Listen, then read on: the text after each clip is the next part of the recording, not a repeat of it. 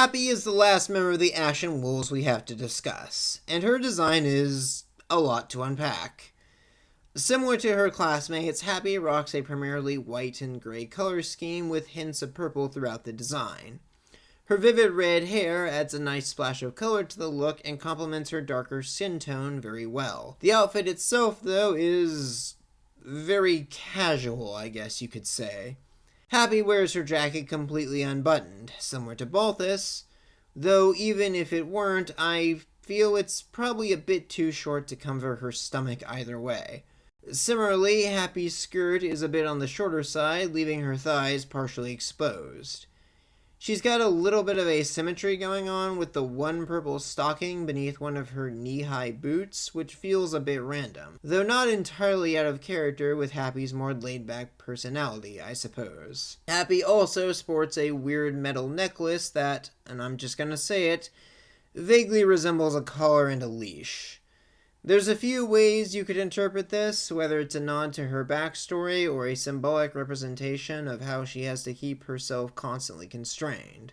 See, of the Ashen Wolves, Hapi is arguably the most dangerous. Thanks to her crest, Hapi has this bizarre power to summon monsters whenever she sighs, meaning that she has to constantly resist the natural human urge to do so whenever she gets stressed, annoyed, exhausted, or even relieved. A very bizarre character gimmick, to be sure, though perhaps not quite as bizarre as her time skip outfit. Adult Hapi is...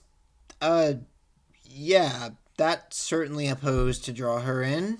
As a whole, this outfit certainly puts a lot more emphasis on her assets.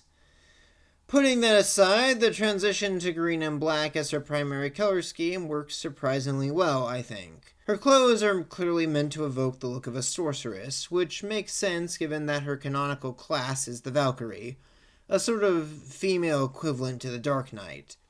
She definitely gives off the vibe of a magic user, though I struggle to buy that she'd be particularly comfortable in a saddle wearing those particular bottoms. That aside, the whole point is that Hapi looks overall more refined with this getup, especially with her new hairstyle and gold accessories.